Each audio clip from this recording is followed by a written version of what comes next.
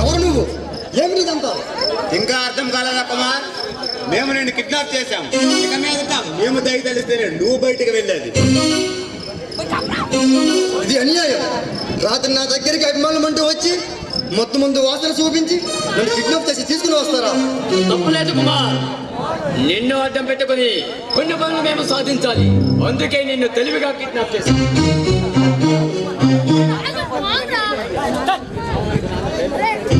నన్ను మీ దగ్గర ఎన్నాళ్ళు ఉంచుకుంటారు? మా పని పూర్తయ్యేంత వరకు. అంటే మీ పని పూర్తి కాకపోతే నన్ను విడిచిపెట్టరా? కంగారు పడ కుమార్, నీ ప్రాణానికి ఏ ప్రమాదమూ లేదు. అవును కుమార్, ఎక్కడ నీకు ఏ లోటు రాదు. కంటికి రెప్పలా మేము కాపాడుకుంటాం. మీకేమైనా మర్చిపోయిందా? మందు మగవతో అన్ని సుఖాలు ఆనందముగా అనుభవించవచ్చు. మీకేమైనా మర్చిపోయిందా? నేను లేకుంటే షూటింగ్లన్నీ ఆగిపోతాయి. సినీ పరిశ్రమకు ఎన్నో కోట్ల రూపాయల నష్టం వస్తుంది. ఆ సంగతి మాకో తెలుసు, కానీ మాకొచ్చిన నష్టాన్ని ఎవరు తీరుస్తారు? కష్టమైనా నష్టమైనా నేను చెప్పినట్లు వినడం తప్ప నువ్వు చేయగలిగేది ఏమీ లేదు. అసలు ఎవరు నువ్వు? నన్ను కిడ్నాప్ చేయాలన్న దిక్కుమాల ఆలోచన నీకు ఎందుకు వచ్చింది? అడవి దొంగ మహంకాళి పేరు వేలేదా కుమార్? ఆ మహంకాళిని నేనే. మా బాసు కోపం వస్తే ఎంత కొరకొడగడు ఈ దేశానికి తెలుసు. మై గాడ్, నరరూప రాక్షసుడైన మహంకాళి చేతికి అంతమయ్యానమాట. నేను నరరూప రాక్షసునన్న సంగతి నీకు కూడా తెలిసిందన్నమాట. మీ పేరు వింటే ఏడ్చే పిల్లలు కూడా నోరు మూస్తారు బాబు. మీరంటే అంత భయం ఈ ప్రపంచానికి. కానీ నన్ను అడ్డం పెట్టుకుని మీరు ఏం సాధించాలనుకుంటున్నారు? డబ్బు అయితే నేనేస్తా. ఎంత కావాలో చెప్పు. డబ్బు కోసమైతే నిన్నెందుకు కిడ్నాప్ చేయాలి కుమార్? ఏ బ్యాంకులో దోసుకుంటే సరిపోతుంది కదా. అన్నట్లు 800 లోడు పూర్తయింది బాస్. జగ్గు, ఆ ఏనుగుదంతా లారీని తీసుకుని 4వ చెక్ పోస్ట్ దగ్గర చంపాలకు అప్పగించు. అలాగే బాస్, ఇప్పుడే వెళ్తాను. కానీ ఎన్నాళ్ళు నువ్వు ఎన్ని నేరాలు చేసినా సరే ఈ ప్రభుత్వం సూచిస్తున్నట్టు వదిలేసింది. కానీ నన్ను నిర్బంధించి నువ్వు చాలా పెద్ద తప్పు చేశావు. ఇకనైనా మించిపోయింది లేదు. నన్ను వదిలే. పగడ్బందీగా ప్లాన్ వేసి ప్రాణాలకు తెగించి నిన్ను తెలివిగా కిడ్నాప్ చేసింది అంత తేలిక వదిలేదానికి కాదు. కోరి కోరి కష్టాలను కొట్టేసుకుంటారు మిస్టర్ మహంకాళి.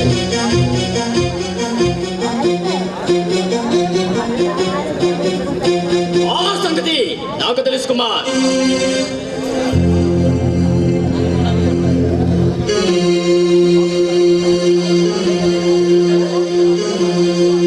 ఆ సంగతి నాకు తెలుసు కుమార్. వేట మొదలైందని ఆట మధ్యలో ఆపేయడం ఈ ఖాళీ చరిత్రలో లేదు. అందుకని అమ్మాయి ప్రాణాలు బలి తీసుకుంటావా మిస్టర్ మహంకాళి? ఎప్పుడో నీకు అన్యాయం జరిగిందని యావత్ ఈ మానవ జాతి మీద కసిపించి కూడా మంచి పద్ధతి కాదు మిస్టర్ మహంకాళి. నేను రక్త తాగే రాక్షసులా మారానంటే కారణం ఎవరు? ఈ మనుషులు. నేను నిరుపేదగా పుట్టడం నా తప్పు కాదు. కులం తక్కువగా జన్మించడం నా నేరము కాదు. నన్ను ఈ సమాజం వెలివేసినట్లు చూశారు. ఇటువంటి మాటలతో నా మనసుని గాయపరిచారు. ఎవరో కొందరు చేసిన తప్పులకు యావత్ మానవ జాతి నశించి కూడా మంచి పద్ధతి కాదు మిస్టర్ మహంకాళి. ఎప్పుడో నీకు ప్రభుత్వం అన్యాయం చేసిందని ప్రభుత్వం పైన కసిపించడం కూడా మంచి పద్ధతి కాదు. ఎప్పటికైనా మించి పొందలేదు, నన్ను వదిలే. ప్రభుత్వం అంటే ఎవరు? ప్రజలు ఎన్నుకుంటే ప్రజల నుండి వచ్చిన వాళ్ళేగా. ఇందాక నువ్వు అన్నావో చూడు, ప్రభుత్వం నన్ను చూసి చూడనట్లు వదిలేసిందని. ఎందుకో తెలుసా? నేనిచ్చే ముడుపులకు ఆశపడి వదిలేసింది. నెల నెల నేను మంత్రులకు పంపుతున్న విలువైన కానుకలకు ఆశపడి నన్ను వదిలేసింది. అవినీతి పనులు ప్రజల్లో ఉండవచ్చు, ప్రభుత్వంలోనూ కొందరు ఉండవచ్చు, కానీ నువ్వు నిజాయితీ పడవ నేను గుండెల మీద చేసి నువ్వు చెప్పగలవు మిస్టర్ మహంకాళి? చెప్పలేను కుమార్. ఎందుకంటే నేను నిజాయితీ పనులు కాదు, అలా ఒప్పించను నా అభిమతము కాదు. నిన్ను ఒప్పించడం నాకు ఇష్టం లేదు. నువ్వు హాయిగా విశ్రాంతి తీసుకో. లలి, కుమార్. ఈ టెన్షన్ తగ్గాలంటే ఏదో ఒక చేయక తప్పదు.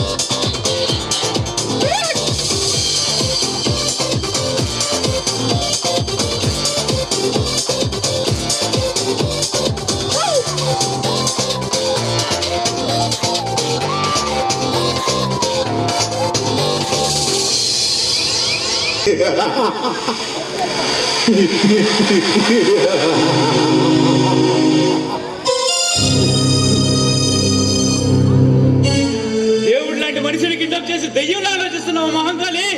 ఎవరా నువ్వు? పిచ్చి పిచ్చిగా మాట్లాడావంటే నీ పేగులు తీసి మెల్ల వేసుకుంటా జాగ్రత్త.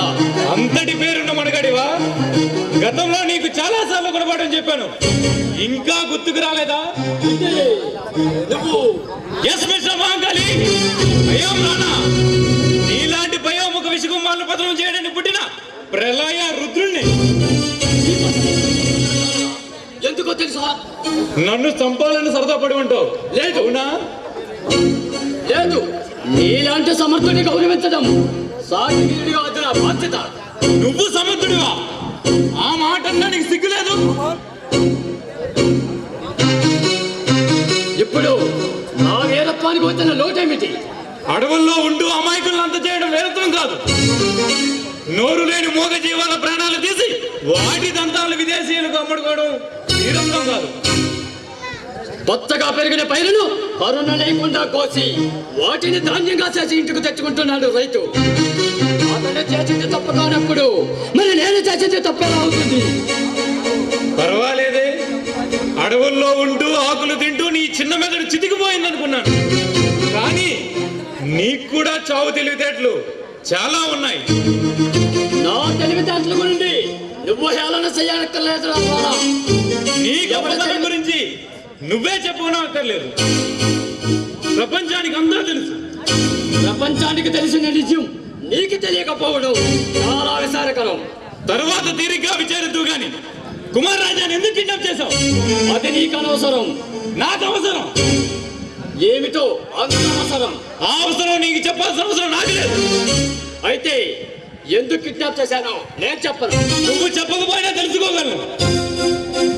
అంతటి సమర్థుడివైతే నా దగ్గరికి ఎందుకు వచ్చావు? అసంభవాలను సంభవం చేయడమే ఈ రాణా ప్రత్యేకత. నువ్వు మహా మేధావివి కావచ్చు, సర్వ సమర్థుడివి కావచ్చు, కానీ మిస్టర్ రాణా, ఇది నా స్థావరం. ఇక్కడ నా ఆజ్ఞలనిదే ఒక్కడు కూడా నువ్వు వేయలేవు. పిచ్చివాడ, గతంలో నీ అనుచరులను దెబ్బతీసి నీకు అపార నష్టం కలిగించాను. నేను తలుచుకుంటే ఒక్క అడుగు కాదు 100 అడుగులు ముందుకు వేయగలను. పొరపడుతున్నావు రాణా. నీటిలో ఉన్నప్పుడు మసల బలం రెట్టిపోతుంది. ఇప్పుడు నేను నీటిలో ఉన్న మసల లాంటి వాడిని. ఇక్కడ నాతో తలబడితే ప్రాణాలు పోగొట్టుకుంటావు తప్ప నీకు ఫలితం ఉండదు. వీటిలో అయినా నిప్పుల మధ్య అయినా అజేయంగా పోరాడే విజయుడు నేను. మర్యాదగా కుమార్ రాజా నాకు అప్పగించు. అప్పగిస్తాను, కాకపోతే నాది ఒక కండిషన్. ఏమిటది?